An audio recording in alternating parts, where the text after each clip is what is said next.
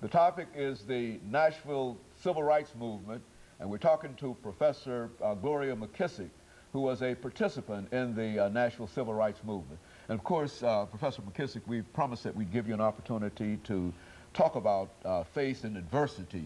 I think, as you've indicated, for the first time in a real sense, meeting the race issue in Nashville, Tennessee. Let's talk about your involvement and how you became involved in this movement, especially when your father had already warned me that not he to. did not wish you to become involved. Let's talk about it from that perspective. Okay, so here I am in Nashville with this cultural shock.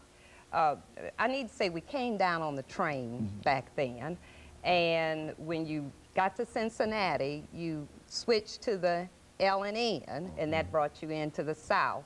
And they put us on the back of the train, and being young, we thought, oh, great, you know, we just had a big party from Cincinnati and it was later that I realized that I had been Jim Crow. Okay. And I rode that train one more time, and I never rode it again. I refused to be Jim Crow. But the second time I rode that train, I remember going into the station, and they had those signs up. And I was not familiar with these signs. I'd heard about it.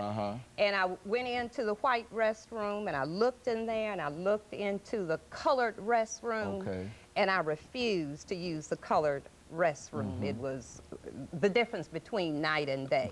And when I came out, this was my first act of defiance. I took down the sign, and I've had it ever since. Ever since I've had this sign. That's one of the original signs. Yes, it is. Yes, it is. 1922 is when it was put